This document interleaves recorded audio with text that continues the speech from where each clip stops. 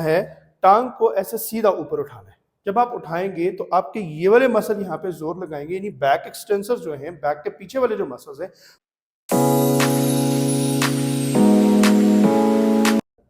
अस्सलाम वालेकुम। अपनी पोस्चर सीरीज को आगे कंटिन्यू करते हुए आज हम बात करेंगे लो बैक पोस्चर की, जो ज्यादातर हमें ऑफिस में बैठने की वजह से लो बैक पेन हो जाता है, और वो बनता क्यों है हमारी due to the bad posture.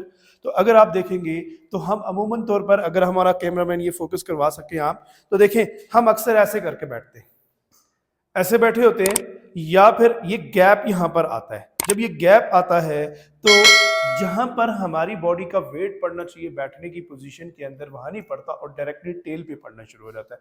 जब टेल पे वेट पड़ता है तो उससे क्या होता है, ऊपर वाले सारे जो हमारे वर्टिबल कॉलम है उसके कर्व डिस्टर्ब हो जाते हैं। तो लंबर के ऊपर हमारी लो बैक जिसको हम बोलते हैं, उसका कर्व अमूमन तौर पे या स्ट्रेट हो जाता है या फिर हाइपर हो जाता है। नॉर्मली ये होता है या फिर बढ़ जाता है या फिर स्ट्रेट हो जाता है।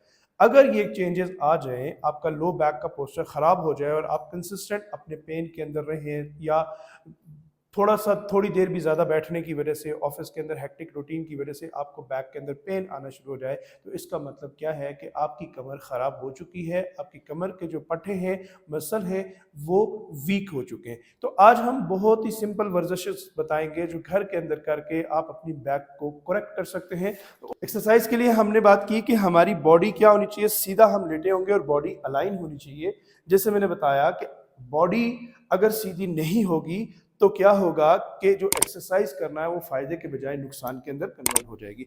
तो साथ में पहले एक्सरसाइज में क्या कर लेना है, दोनों टांगों को ऐसे मोड़ लेना है। नॉर्मल बेस ऑफ सपोर्ट के साथ आपने पाँव को खोल लेना है, और ये गैप जरा देखें, मैक्सिमम यानी 1 फुट से थोड़ा सा कम या 1 फुट तक गैप होना चाहिए आपका हिप और आपके फुट के दरमियान में। तो इस तरह करके आपने घुटनों पे या ये जो पाँव पे जोर डालते हुए कमर को ऊपर उठाना है। जब उठाएंगे तो कमर को उठाते हुए ऐसे झटका नहीं दे देना और वापस नीचे फिर लेके आना है, और नीचे लाना है स्लोली, कंट्रोल के अंदर। ऐसा नहीं है कि एकदम झटका दे के उठो और एकदम नीचे छोड़ दे, ये नहीं करना। जब ऊपर उठाएंगे तो इसको आपने क्या करना है, 5 सेकंड होल्ड करना है। जैसे 1 2 3 4 5 इतना होल्ड करना है, देन नीचे ले आना है, स्लोली लेके आना है, फिर ऊपर लेके जाना है। इसकी 5 रेपिटेशन करनी है दिन में 2 दफा। एक एक्सरसाइज ये हो जाएगी। दूसरी एक्सरसाइज के अंदर क्या करेंगे, अपनी साइड पोजीशन में आप लेट जाएंगे, और साइड पोजीशन में लेटेंगे, टांगों को थोड़ा सा इस पोजीशन में देखें, क्लोज कर लेंगे, इस पोजीशन में कर लेंगे। नी के ऊपर ऑलमोस्ट हमारा 60 टू 70 डिग्री तक एंगल बनता है। हिप हमारा तकरीबन 60 टू 70 डिग्री बेंड है, फ्लैगिंग पोजीशन बनती है। इस साइड पोजीशन में लेटेंगे और लेट के अपने पाँव को इसी तरह जोड़े रखेंगे और टांग को सिर्फ इस तरह उठाना है। जब उठाएंगे 5 सेकंड होल्ड करना है, देन रिलैक्स करना है। इसके अंदर एक इंपॉर्टेंट पॉइंट ये रखना है कि जब आप इस तरह उठाएं तो बॉडी को इस तरह नहीं करना, बॉडी को उस साइड पे नहीं जाने देना, बल्कि बॉडी बिल्कुल अपनी साइड लाइन पोजिशन में होगी, और ये पोजिशन जो है ना आप परफॉर्म करेंगे। ये दोनों साइडों पे ये एक्सरसाइज करेंगे, और 5 रेपिटेशन दिन में 2 दफा विद 5 सेकंड होल्ड। तीसरी एक्सरसाइज में क्या करेंगे, आप उल्टा लेट जाएंगे,